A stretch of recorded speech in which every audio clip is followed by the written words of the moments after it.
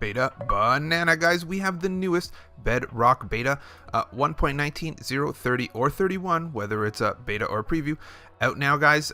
Spectator mode working good. Awesome. Let's check it out.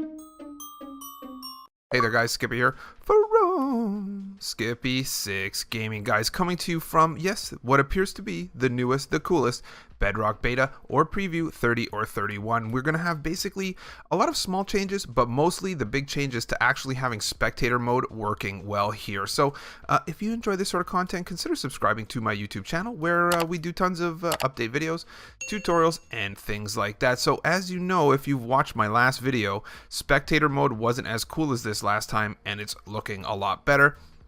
It's kind of in the game properly now, and yeah, so we're going to go over the changelog together. I'm just going to stay in spectator mode today. We're going to check this out. I'll probably read for, the next 5 minutes, and then if you want to play with the settings and stuff, we'll do that after this. So, starts with this tweet from JMegaSpud right here. Sounds good, feels good, awesome. Minecraft Bedrock beta and preview. So the first thing here is this is going to be a beta and a preview. The Minecraft beta is being discontinued. It's going to be discontinued on Windows 10. If you're on Android, it will still exist for some period of time.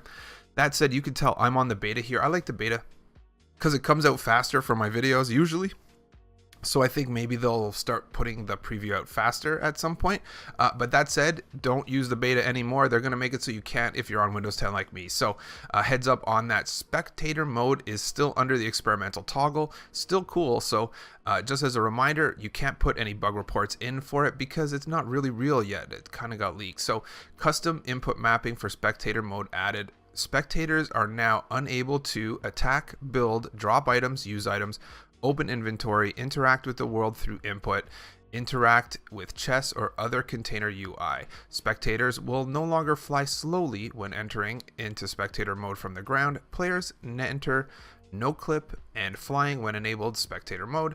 Players stop riding, using items, sleeping, gliding when entering spectator mode. Double jump no longer breaks spectator mode. So easy enough, guys. You can see we're in it right now. That's basically that's the real meat of this one, right? There's a couple bug fixes we'll go over, but yeah, so features and bug fixes, accessibility changes. The feedback button is now described as a link by text to speech.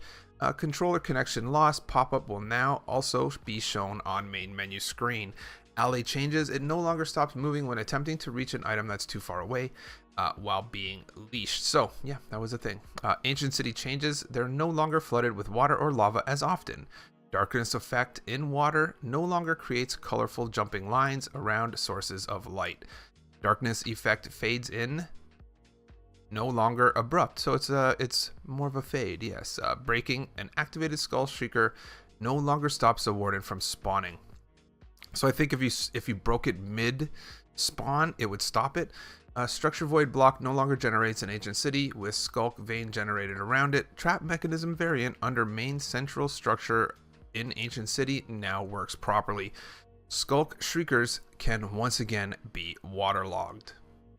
Warden changes right here. Warden now emits darkness every 6 seconds.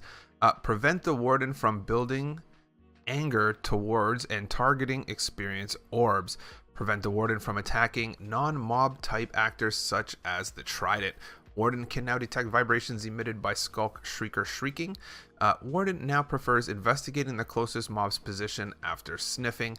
He now doesn't play anger listening sounds when getting angry through an attack. Warden's heartbeat now reflects the anger towards either the warden's target or the highest recorded anger. Skulk sensor changes, guys. Skulk sensors correctly detect when turtle eggs and slab blocks are placed in their respective existing blocks. Skulk sensors now activate repeatedly when an entity is on top of them. A projectile hitting wool or wool carpet does not produce vibration anymore. A player looking at a tamed animal does not produce vibrations anymore. A player crouching with a shield in the offhand slot does not provide any more vibrations. It looks like lots of things were providing vibrations. Skulk sensor correctly detects when a dirt course block or dirt block is tilled with a hoe. Skulk sensors can now detect boat movement. Skulk sensors can now detect a boat above a bubble column making splashes.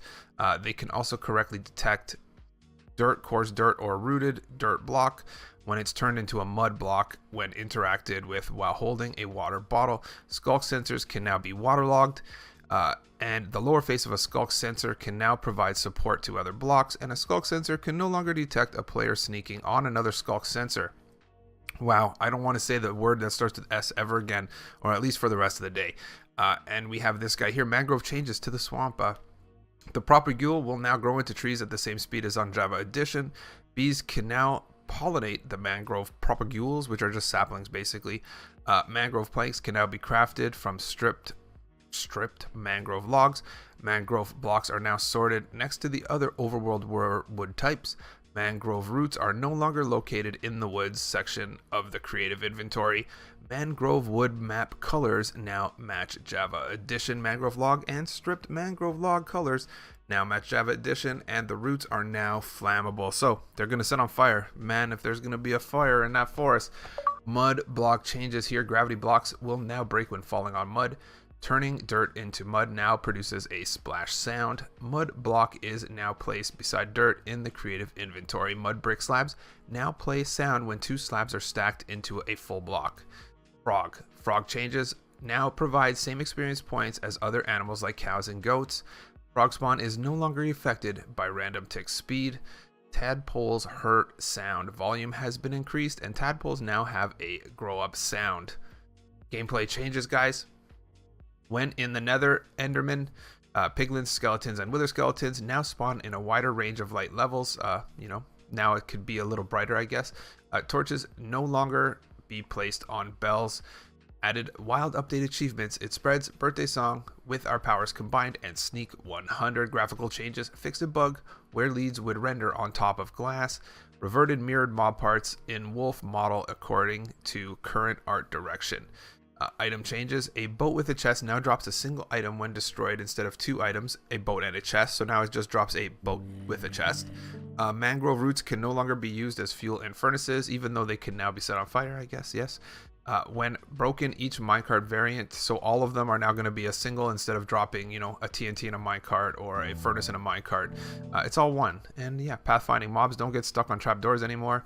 Stability and performance changes. Fixed a crash that could occur when players are battling both players and wearing thorns. Enchanted armor. Fixed a crash that could occur when blending worlds with air-filled chunks. Fixed a crash that could occur during split screen play. Warden changes, guys. Fixed a little jumping bug after the warden has emerged from the ground. The sonic explosion particle has been updated to a new texture.